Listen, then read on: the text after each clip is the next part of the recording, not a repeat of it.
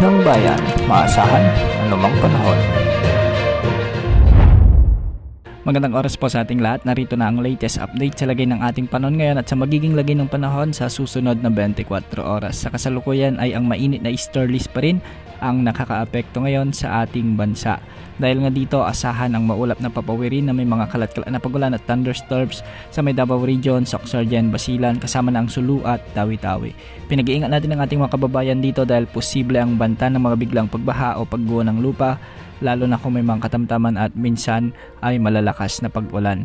Samantala, mainit o maalinsang panahon naman ang aasahan sa Metro Manila, sa nalalabing bahagi ng Luzon, sa Visayas at nalalabing bahagi ng Mindanao, kaya magiging bagyang maulap hanggang sa maulap ang mga papawirin na may mga isolated rain showers and thunderstorms dito. Dulot pa rin ito ng umiiral na easterlies kaya posible ang banta ng flash flood o landslide lalo na kung may mga severe thunderstorms. Sa mga susunod na araw ay posibleng ideklara na ng Pag-asa ang pagtatapos ng amihan season sa bansa ngayong taon.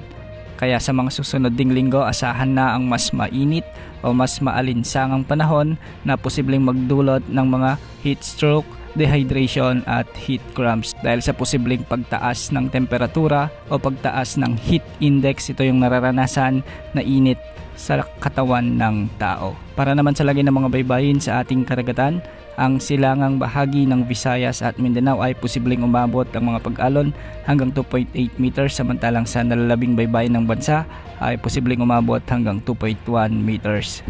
Bukas patuloy na aasahan natin ang maalinsangang panahon kaya ihanda ang panlaban sa init, lalo na yung mga nagtatrabaho o pumapasok sa klase pagsapit ng tanghali hanggang alas 3 ng hapon.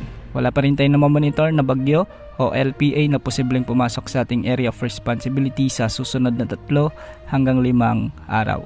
Yan ang update sa lagi ng panahon. Ito po ang weather update ng bayan, maasahan anumang panahon.